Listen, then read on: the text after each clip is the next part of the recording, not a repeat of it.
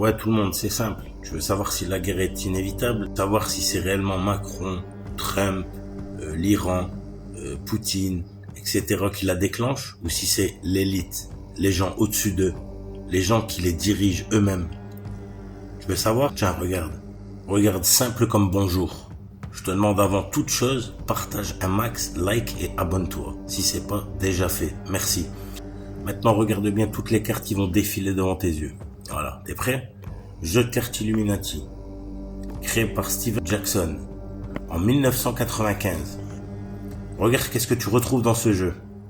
World Trade Center, Pentagone, Donald Trump. T'es d'accord avec moi jusque-là ou pas? Regarde maintenant ce que tu vas retrouver. Réduction de la population. Et tu vois bien que c'est un nuage de fumée. Donc, par les bombes. C'est clair le message. On est d'accord. Regarde la prochaine carte. Troisième guerre mondiale. Nouvel ordre mondial. Troisième guerre mondiale. Nouvel ordre mondial. Regarde la carte suivante. Le Messie. Eh oui. Tu vois, c'est la preuve. Et le jeu il est sorti en 1995. N'oublie pas. C'est pour ça que d'ailleurs, dans la tradition juive, on dit beaucoup que la paix à Jérusalem est la condition de la venue du Messie. Le Messie arrivera par une certaine porte de la vieille ville et il arrivera soit pour faire la paix, soit que la paix soit faite. Donc. Et le World Trade Center, ça s'est passé en 2001. Donc, je récapitule. Je vais t'expliquer vite fait. Pourquoi ils veulent la guerre? Pour réduire la population, pour avoir un meilleur contrôle sur elle, donc sur nous.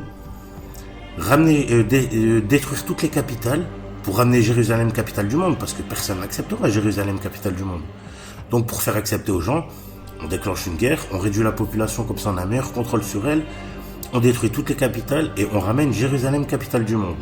Et après ça, on ramène le Mashiach, le Dajjal, l'Antéchrist au pouvoir, tu vois. Et après cette guerre, forcément, les gens ils seront désespérés, ils voudront retrouver une vie paisible et tranquille. Et lui va venir, il va proposer sa fausse paix.